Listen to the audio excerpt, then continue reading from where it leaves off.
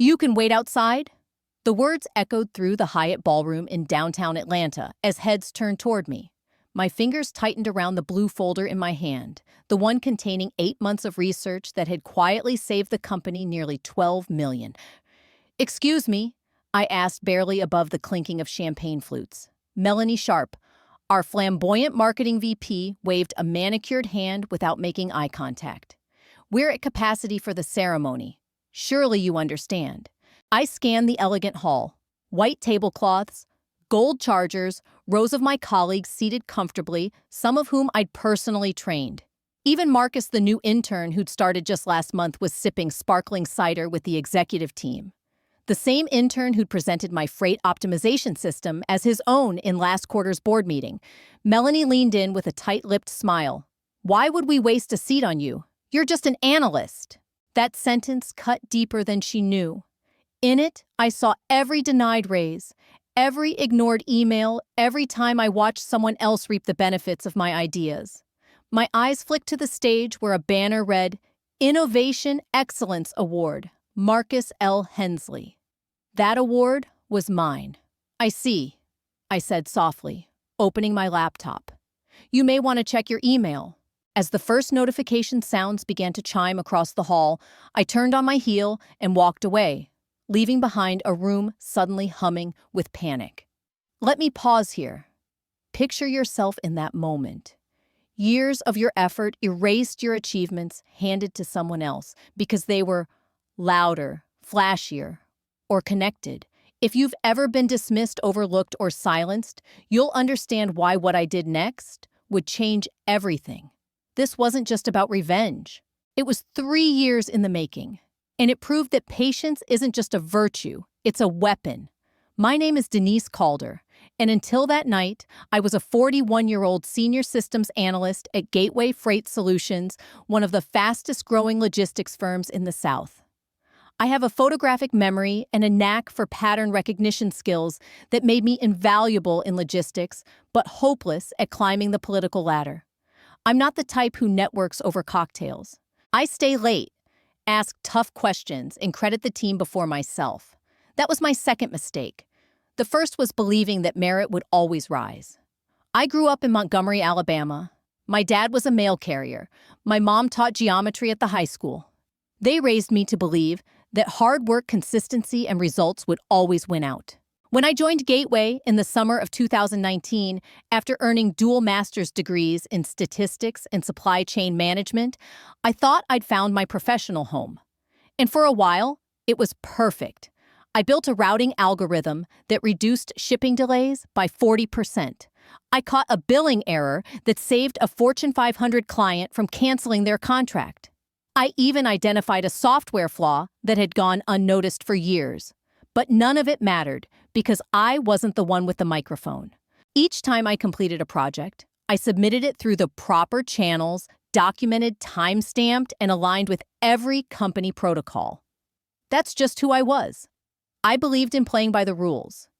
But things changed during my second year at Gateway Freight Solutions when Calvin Merritt was hired as the new department head. He came from a major logistics firm out of Dallas with a reputation for reviving underperforming divisions. What no one mentioned was that Calvin's version of leadership involved soaking up praise and redirecting blame. The first time it happened, I gave him the benefit of the doubt. I'd built a predictive algorithm that flagged potential shipping delays based on weather disruptions and port congestion patterns. I walked Calvin through the model in a one-on-one meeting, proud of what I'd created. 2 weeks later, I watched in disbelief as he presented it to the executive board as his own, casually brushing off questions like it had always been his idea. Afterward, I approached him. "Great job showcasing the predictive model," I said, assuming he'd just forgotten to give credit. He didn't blink. "The framework was mine," he replied coolly. "You just worked out the math." I was stunned. The framework, the architecture, the logic tree, the algorithmic adjustments was entirely mine. But I was still new, still hopeful, and still foolishly loyal. I said nothing. That silence was my first mistake. Over the next 8 months, it became routine. I would diagnose a logistics problem, build a solution, share it with Calvin, and then watch him parade it to leadership accepting accolades with ease. My role was reduced to an invisible contributor. The frustration built until I finally sat down with Mara Jeffers from HR.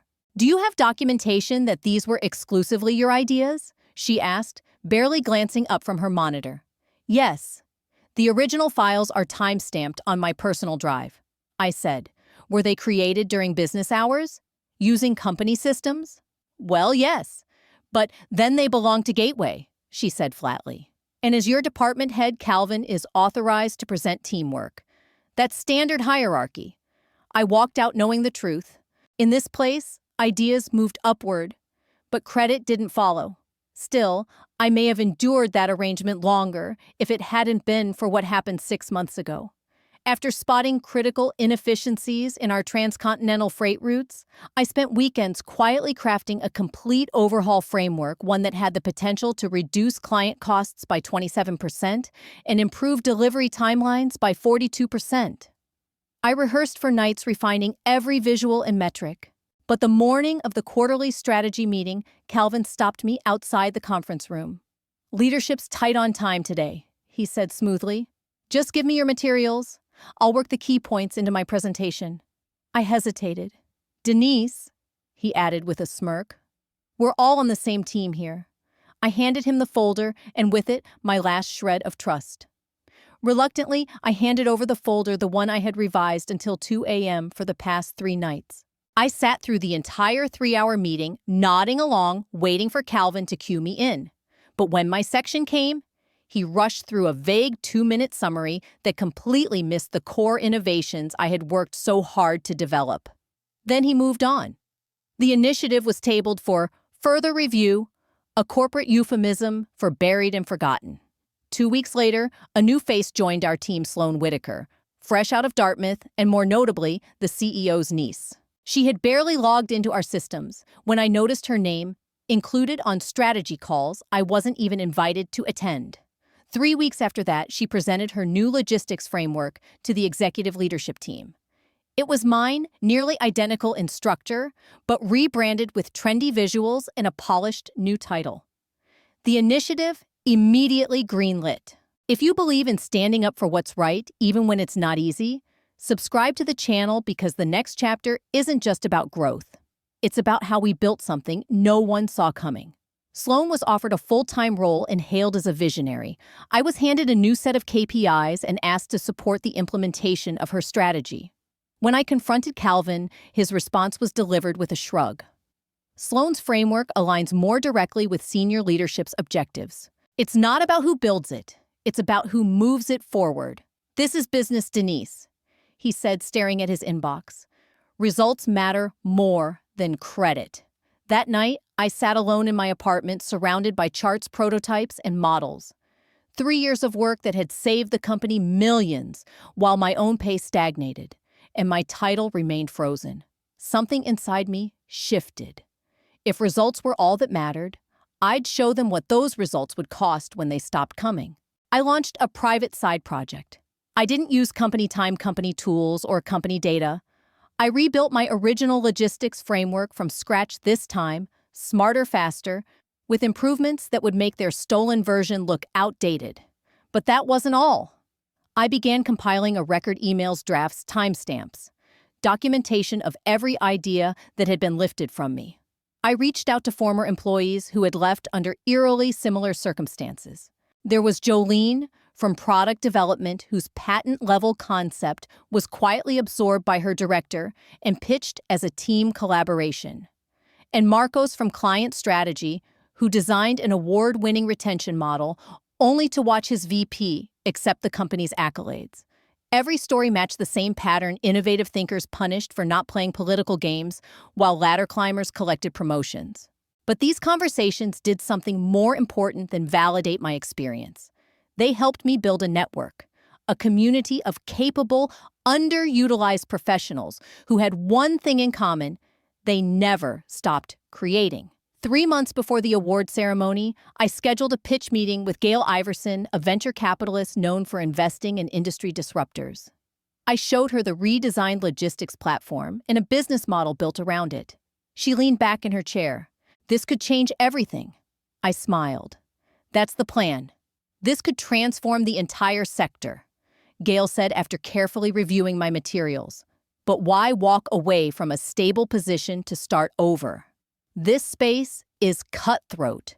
I'm not starting over, I replied, sliding a second folder across the table. Inside were profiles of 7 respected professionals, Jolene Marcos, and 5 others each with years of industry expertise and a shared commitment to join the venture if funding was secured. Gail raised an eyebrow as she flipped through the pages. Well, now that's interesting, she said, her tone shifting. Your former company will keep riding the wave of your innovations. Until they realize the wave has ended. 2 weeks later, Gail committed to our seed funding. 4 weeks after that, I had office space secured under a holding company, ND Dynamics, and binding legal agreements with my future team. No one at Gateway suspected a thing. I filed provisional patents for my enhanced logistics framework and began reconnecting with clients who had quietly expressed dissatisfaction with Gateway's rigidity. I didn't pitch. I listened. I asked questions. Within 6 weeks, I had 5 major clients, names I won't disclose here, who were seriously considering a switch. We agreed to keep it confidential pending my company's official launch. Everything was in place. We just needed the right spark to light it all. That spark arrived in the form of Gateway's quarterly award ceremony. When I learned that Sloan would be receiving the Innovation Excellence Award for the logistics framework she'd stolen from me, the timing couldn't have been more poetic. I finalized resignation letters for myself and my 7 team members, prepared client transfer notices, and finished a polished press release set to go live the following morning. That morning, I took my time getting ready.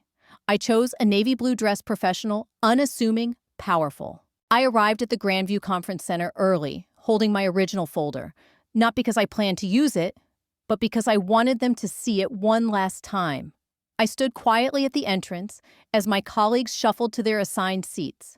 I spotted Calvin leading Sloan to a table near the executive team. The same smug energy radiated from her as she waved to the VP of Strategy. Melanie Sharp, Gateway's marketing director, stood near the seating chart. Her eyes caught mine and her smile vanished. She walked briskly toward me and said flatly, "You can wait outside." I didn't flinch. I just stood still, staring back at her. In that moment, surrounded by 3 years of overlooked contributions and the theft of my ideas, I knew exactly what I needed to do. I opened my phone, pressed send, and unleashed a carefully orchestrated email package containing our resignations, patent filings, client transfer notifications, and the press release for ND Dynamics. As the notification chimes echoed around the ballroom, I turned and walked out. By the time I reached the parking garage, my phone lit up. The CEO was calling. Then came texts from Calvin. Then HR. I silenced the phone and drove away without looking back. If you're still with me, thank you. This journey I've shared might sound familiar to more people than most companies would care to admit. The feeling of your work being minimized, your ideas quietly, stolen, your growth quietly suffocated, it's a story too many of us know. If any part of this resonates, I invite you to like this video and subscribe to hear stories from others who, like me, took the long way around to reclaim their power. Because what happened next wasn't revenge, it was restoration. Not just of my career, but of my voice. As I walked toward my car in the Gateway parking garage, my phone buzzed furiously in my pocket. I pulled it out to find 7 missed calls from our CEO, 3 from Calvin, and an inbox full of increasingly desperate messages. The most revealing came from Melanie Sharp herself. "Whatever they're offering you, we'll double it. Please come back inside." That's when I knew they had finally read what I sent: comprehensive documentation, proving that the innovation they had celebrated was built on the framework I had created. Their version, the one tied to Sloan, was a shell compared to the full solution. I was unlocking my car when I heard someone rushing toward me. I turned to see Vincent, our VP, jogging across the garage, his perfect suit, wrinkled tie, half-loosened sweat on his brow. "Denise, wait!" he called, breathless. He stopped beside me, hands on his knees. "You can't just walk away. The company needs you." I looked at him. Interesting. An hour ago, I wasn't even welcome at the ceremony. That was a mistake, he said quickly. A clerical mix-up. A clerical mix-up, I echoed. Was it also a clerical error when my name was removed from quarterly report credits? Or when Sloan rebranded my entire framework as her own? Or when I was denied promotion after promotion while my work carried the team? Vincent's jaw tightened. Business is complicated. Contributions get absorbed into broader initiatives. It's not always personal. No, it's patterned, I said flatly. And it's always personal when it's your ideas being erased. He took a breath. Look, some of the clients you've approached are under exclusivity agreements. They can't just switch vendors like that. That's when I smiled. You might want to reread those contracts. The language prohibits them from working with direct competitors. But my framework isn't a derivative. It's a standalone architecture developed independently on my own time. That makes ND Dynamics a new category. Your own legal department confirmed that 6 months ago when they dismissed it as a non-issue. Vincent's face turned pale. Tell me what you want, promotion, equity, your name on everything going forward. Just name it. I looked him in the eye, finally feeling calm. What I wanted was respect. What I wanted was a seat at the table. But now, I'll build the table myself. What I wanted was recognition for my work, respect for the years I spent building a system that helped them grow. I wanted a seat at the table I helped design. But as I opened my car door, something shifted. They'd shown me I didn't need their table. I could build my own. As I drove away, I glanced in the rearview mirror and saw more executives flooding into the garage, the award ceremony now a forgotten afterthought. My phone kept buzzing, calls, texts, voicemails.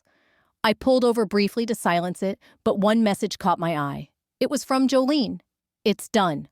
We're all out. Meeting you at the office. Our new office was a converted brick warehouse just west of downtown Atlanta. I'd leased it under ND Dynamics Holdings 3 weeks earlier. When I arrived, my team was already there. Jolene Marcos and 5 others who had all endured the same culture of theft and silence back at Gateway. Each had submitted their resignations within minutes of mine, creating a talent vacuum Gateway wasn't equipped to recover from quickly. Did they try to stop you? Asked Meredith, our operations lead, someone who had driven Gateway's biggest client wins for years without ever receiving credit.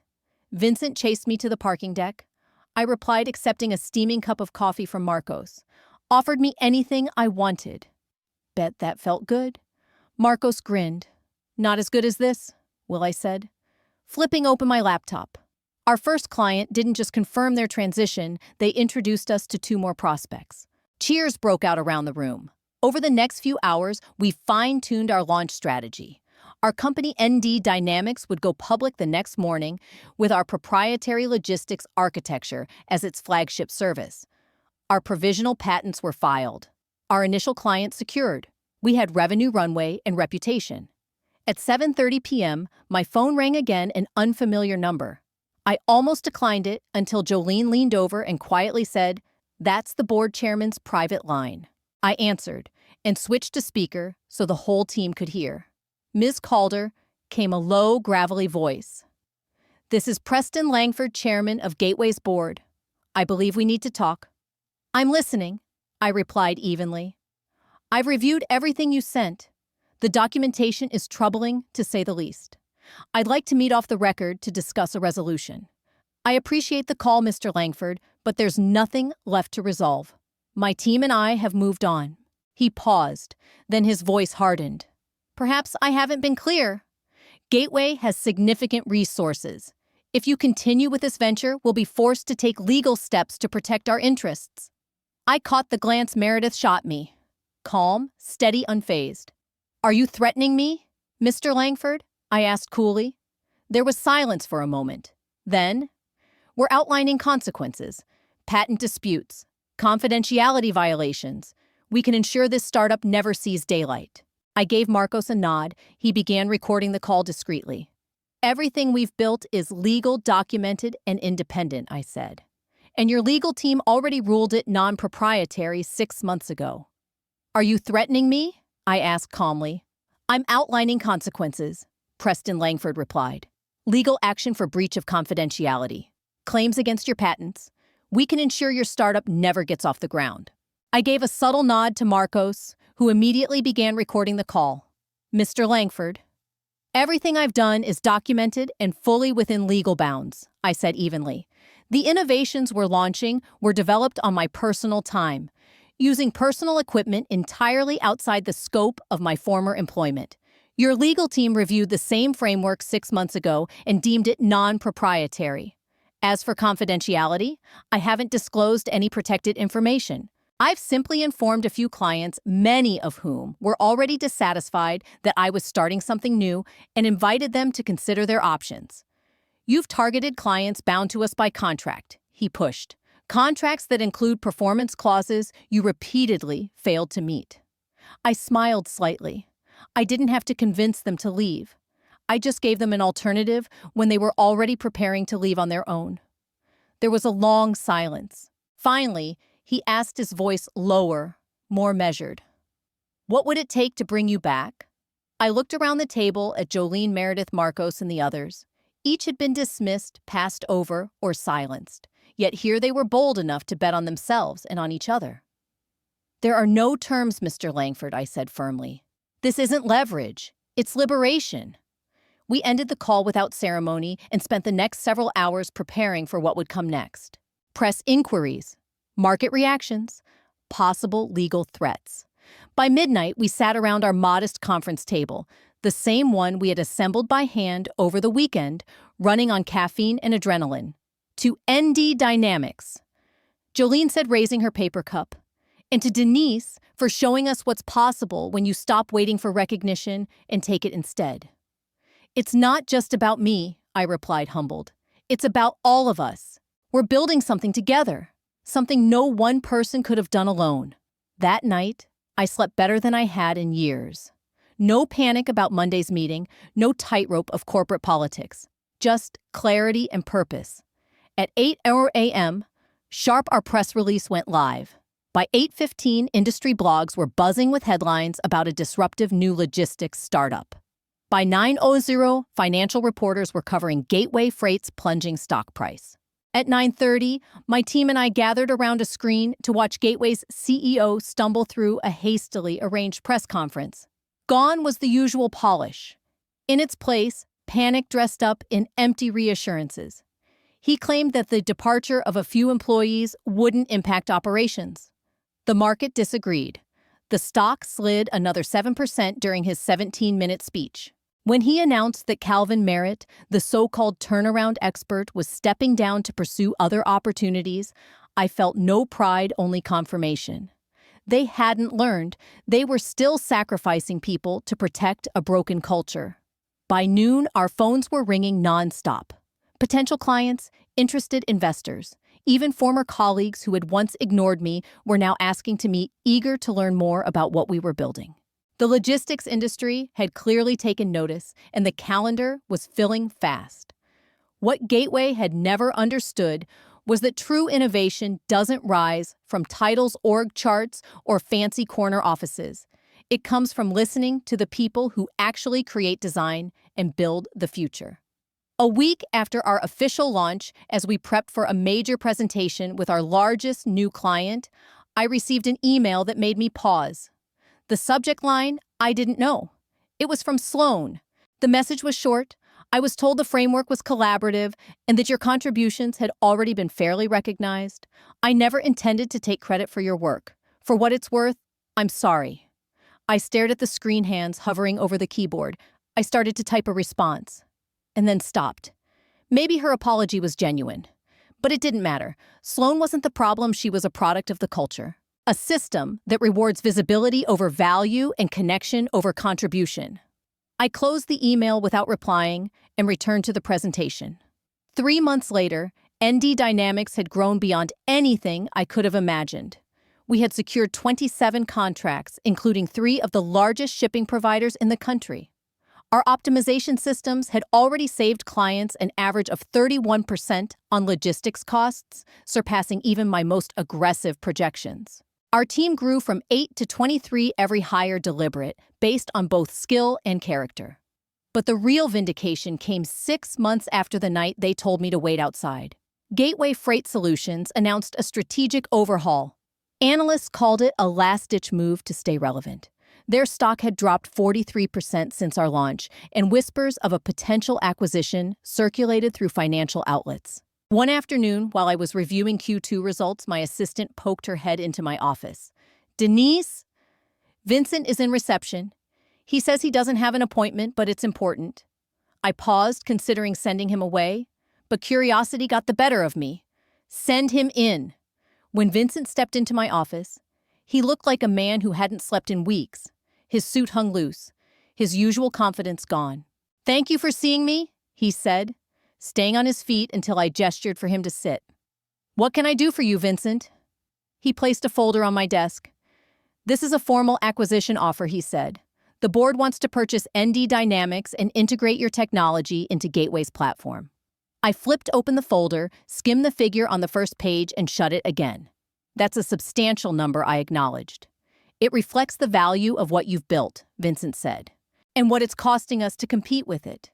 And why are you delivering this? Where's your investment team?" He shifted in his seat. "They thought you might be more receptive if it came from someone you knew. Even though you never said I didn't belong at the table, I told him you never had to. You showed it in every decision, every meeting I wasn't invited to, every time you let someone else take credit for the work I did." Vincent dropped his eyes to his hands, his confidence stripped away. "The company's changed since you left," he said. "We've launched new policies for innovation recognition, started mentorship programs, restructured compensation to reward original thinking. We're trying to fix it." "All things that could have been done years ago," I said quietly. "If anyone had just listened." He nodded slowly. "That's why I'm really here. Not just for the acquisition. I came to ask, would you consider returning as Chief Innovation Officer, reporting directly to the board?" I studied him for a moment. 6 months ago, hearing those words might have broken me out of validation, out of relief. But now, it felt hollow. "I'll review the acquisition offer with my team and our legal counsel," I replied. "But I won't be coming back as an employee.